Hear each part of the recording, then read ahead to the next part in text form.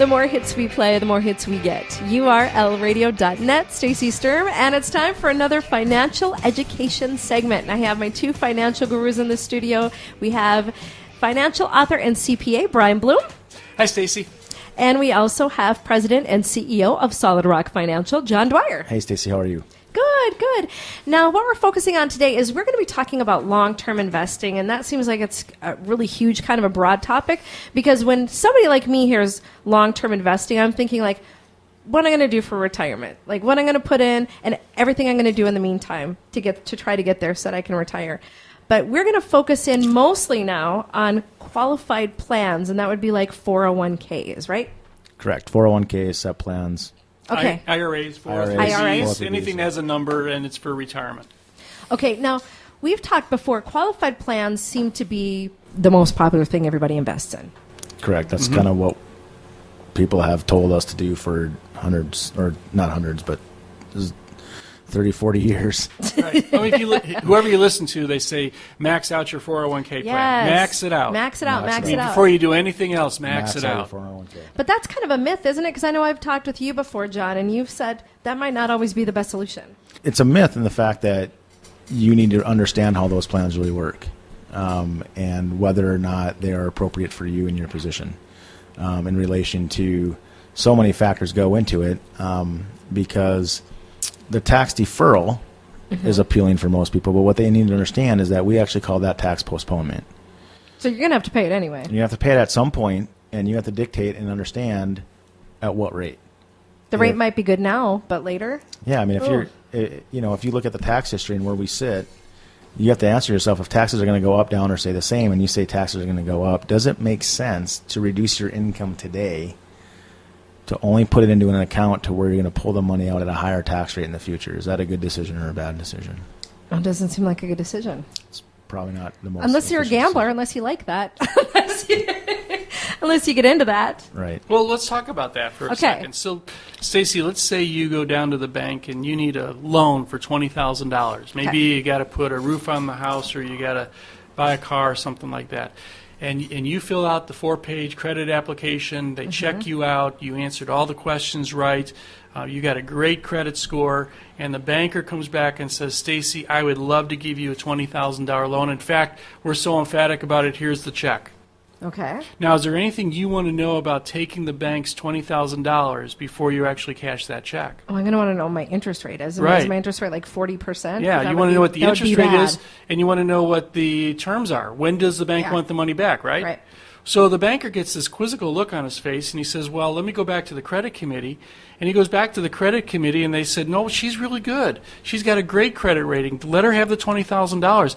And he comes back and he says to you, Stacey, tell you what, we'll give you the $20,000. But when we want it back, we'll let you know, and we can talk about the interest rate then. Do you want to take their $20,000? No, they might want it back in 6 months. Yeah, at what rate? But the point is, that's 95% of all Americans take that loan every day they go to work when they participate in their 401k plan. You see, they're taking a loan of current taxes that they're not paying with the promise that they'll pay it back to Uncle Sam when Uncle Sam wants it, at whatever rate Uncle Sam wants to charge at that point in time. And that's a lot of money that they're probably dealing with at the end of it. And that's not a conversation that human resource managers today are having with their employees, but that's exactly how a 401k plan works. Yep, and they just tell us to max that out because it's you got to understand who's providing that message. The message. So the other thing that you have to understand is that there's, as Brian's talking, is there's a difference between a reduction and a deduction on your taxes, right? Most CPAs will tell you to put money into an IRA to save taxes. What you have to understand, you're not saving taxes. You're just postponing it in the future because there will come a day where you're going to have to pay that tax. And that's the difference between an income reduction, because when you decide to participate in a 401k plan, you're only reducing your income for that year. It's going to get caught back up when you pull that income out in retirement. Now, I've got to defend my CPA friends. Since I'm a CPA, let me defend them a little bit. Because when you hire a CPA to do your taxes, you're hiring them to reduce your taxes today. Right. See, and so that's why they're going to recommend an IRA contribution or maxing out the 401k, because they know if you put money in that account, you're going to pay less taxes today. They're trying to get you through 2016. They're not worried about and that's why you hired them, because if they don't reduce your taxes, you're going to someone else next year. Right. See? Yeah, you want a good return. Right, but what you've got to do is you got to look at this over the long haul. You mentioned long-term investor here, and qualified plans are probably our longest investment, and we have to understand what tax bracket are we going to be in the future. It could be the taxes are on sale today. If taxes are on sale today, you want to pay as many of them as you can. So you don't have to pay them in the future when you don't know what the rate's going to be. You always have to understand and evaluate what your exit strategy is when you position assets into certain accounts. With a qualified plan, you have to figure out what tax bracket will you be in retirement and what deductions will you have.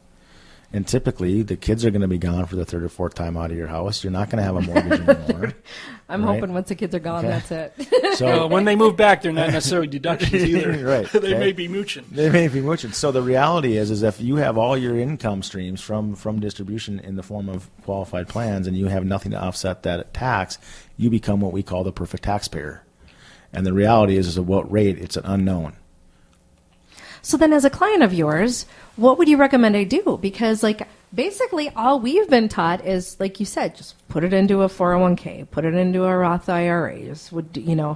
How would you direct us to make better choices? Well, the Roth IRA is a good point because the Roth IRA is allowing you to pay the tax today, right? To where you have the deferral and you'll never see that taxation on distribution and that on those monies again. So what you have to understand is that depending on what tax bracket you're in, if you pay the tax today and you can put that money into an asset class to where you never have to pay the tax in the future on distribution, the net number will come out to be the same if the tax rate doesn't change and the rate of return is constant between the two variables, meaning a 401k or a Roth.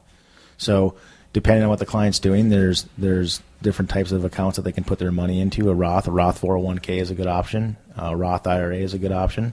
But the problem is that a lot of people that we work with phase themselves out of those, of at least the Roth IRA account, to where they can position their assets on a tax deferral, tax-free basis. Yeah, there's one other thing that comes to play here. When you put money in the 401k plan or an IRA, you're saying, I am not going to access that money until I'm 59 and a half. Right. And in my 401k plan, I'm not going to access it until I quit. Right. Well, what if you need the money now? What if you need the money 3 years from now? What are you going to do? Well, all your money is in the qualified plan, so now you take out the plastic. You buy something that goes on an 18% credit card. Well, what kind of a deal was that? You're paper wealthy, you're retirement wealthy, but you're cash poor, and it goes on the credit card. And that's why people can't get ahead today. A much higher rate. So liquidity is really important. You can't lose liquidity liquidity, that's having access to your money today. And qualified plans just don't provide that. Another problem with them. And I think, when we talk to our clients, we talk to them about net worth is not as important as what we have a term called collateral capacity, the ability to have access to your capital to take advantage of opportunity. And what Brian is alluding to, there's at certain ages, we're proponents of getting the match, but what people need to understand is, if they want to come in and have a meeting, we can show them and calculate, showing them that any dollars over and above the match contribution actually reduces your rate of return because of the tax implications.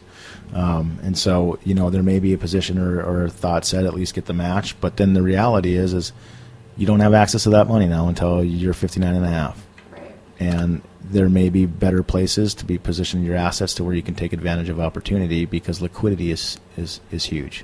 In many things, many times, a senior today said they almost rue the day they put the money in the qualified plan because they realize if they take too much money out in retirement from their qualified plan, it makes their Social Security taxable.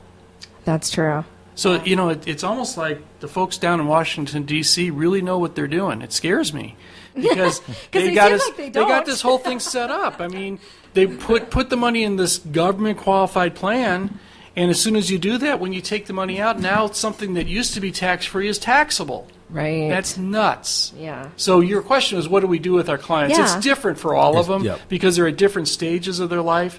In some cases, liquidity is important. In other cases, just the strategy of making sure Social Security is not taxable. It's different for everybody when it comes to this one. But there is those options in relation to certain accounts based on income limits and things like that too. So I just wanted to point out that a Roth option is not a save all be all, because you still give up the liquidity issue in the Roth component. Right. Okay. So I'm not saying that the Roth is a say all be all, but it answers the question to paying the tax today versus deferring it in the future. Yeah. I mean, at least you even know what the tax is today. Yeah. Now, we're not talking about tax evasion. Okay? Absolutely. Because there's a big difference between tax deferral and tax evasion. It's 20 years of free room and board. Yeah, ask Willie Nelson. We're not talking about tax evasion. Says a CPA. If people want to sit down and talk with you a little bit more about their qualified plans, how can they get a hold of you, John? They can call the office at 701-223-1000, and they can ask for Misty, and she'll get you scheduled with an appointment. And also, you guys have a website? srfinancial.net. And my email address is johnjohn@srfinancial.net. All right. And if people have any questions or want to get a hold of you, Brian, how can they get a hold of you? Yeah, the easiest way is just email me. My first initial B, my last name Bloom, BLOOM, @theamericagroup.com. And I'll respond by email. All right. Thanks, guys. Thanks a lot. Thank you.